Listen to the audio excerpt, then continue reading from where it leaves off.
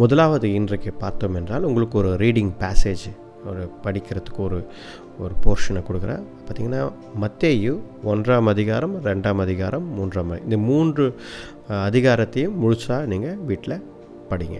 நாம் ஒரு வசனத்தை அதிலிருந்து எடுத்து இன்றைக்கு நாம் இந்த லென்த் நாட்டில் முதல் நாளில் தியானிக்க போகிறோம். மத்தேயு 3ஆம் அதிகாரம் 17ஆம் வசனம். அப்பொழுது ஒரு சத்தம், ஒரு வாய்ஸ் பரலோகத்திலிருந்து கேட்டது. அது என்னன்னு பார்த்தீங்கன்னா, இவர் என் நேசகுமார். நான் இங்கிலீஷ் உங்களுக்கு படிக்கிறேன். This is my son whom I love and with him I am well pleased.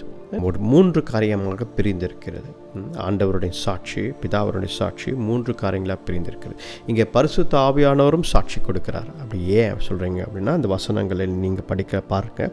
16ஆம் வசனத்தில் பார்த்தால் ஆவியானவர் புறாவின் அந்த ரூபத்தில் அவர் ஆண்டவர் இயேசு கிறிஸ்து மேலே இறங்குகிறார். 3 காரியங்கள் என்ன அப்படின்னு பார்க்கும்பொழுது, முதலாவது பிதாவானவர் சொல்வது, இவர் என் நேசகுமாரன், he is my son. பாருங்கள், இதில் ரொம்ப முக்கியமான ஒரு காரியம் என்ன பார்த்தீங்க அப்படின்னா, ஆண்டவர் இயேசு கிறிஸ்து தேவகுமாரன் என்று பிதாவானவர் அடையாளம் காட்டுகிறார். அப்போ இந்த உலகத்தில் நமக்கு ஒரு செய்தி, ஆண்டவர் இயேசு கிறிஸ்து தேவகுமாரன் என்று பிதாவானவரே நமக்கு சாட்சி கொடுக்கிறார். ஹல்லேலூயா. பாருங்க, ஃபெய்த், விசுவாசம். we have to believe. நாம் பிதாவின் வார்த்தையை விசுவாசிக்க வேண்டும். முதலாவது என்னன்னு விசுவாசிக்கணும்? ஆண்டவர் இயேசு கிறிஸ்து தேவகுமாரன் என்று விசுவாசிக்க வேண்டும். இது யார் சாட்சி சொன்னது? பிதாவானவரே சாட்சி சொன்னார். ஹல்லேலூயா. அப்போ அந்த விசுவாசம் எந்த அளவுக்கு இருக்கணும் பாருங்கள். நம்ம ஆண்டவர் இயேசு கிறிஸ்து மேலே அந்த விசுவாசம் இல்லை. இப்போல்லாம் நம்ம வாழ்வது எப்படி வாழ்கிறோம் அப்படின்னா, ஏனோ தானோன்ற ஒரு வாழ்க்கை, கடவுள் இல்லாத ஒரு வாழ்க்கை, நம்மை அறியாமல் நாம் ஏதேதோ செய்து கொண்டிருக்கிறோம். காட்லெஸ் லைஃப் நம்ம வாழ்வது. பார்த்திங்கன்னா, காட்லெஸ் லைஃப் அப்படின்னா என்ன அர்த்தம்னா, காட்லெஸ் லைஃப்னா என்ன அர்த்தம்னா, கடவுள் இல்லாத வாழ்க்கை. கடவுளை நம்புவோம், we will believe in God. கடவுளை நம்புவோம், வேதத்தை நம்புவோம், சர்ச்சுக்கு போவோம், எல்லாம் செய்வோம்.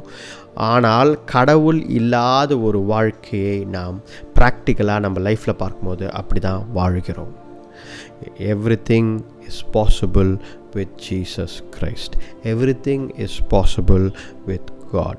இதை நீங்கள் ஆணித்தரமாக இந்த காரியத்தில் புரிந்து கொள்ள வேண்டும். 2ஆம் காரியம் பார்த்தோம் என்றால், ஆண்டவர் சொல்வது, இவரை நான் நேசிக்கிறேன், whom I love. ரைட். இதில் whom I love, நான் இவரை நேசிக்கிறேன் என்று சொல்லும் பொழுது ஆண்டவர் ஒரு விஷயத்தை சொல்கிறார். என்ன சொல்கிறார்?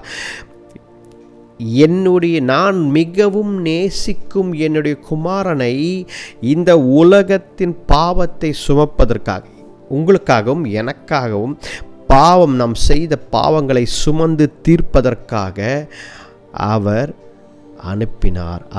அவர் மிகவும் நேசித்த ஆண்டவர் இயேசு கிறிஸ்துவை நமக்காக அனுப்புகிறார் என்றால் நம்மை நேசிக்கிறார் அல்லவா?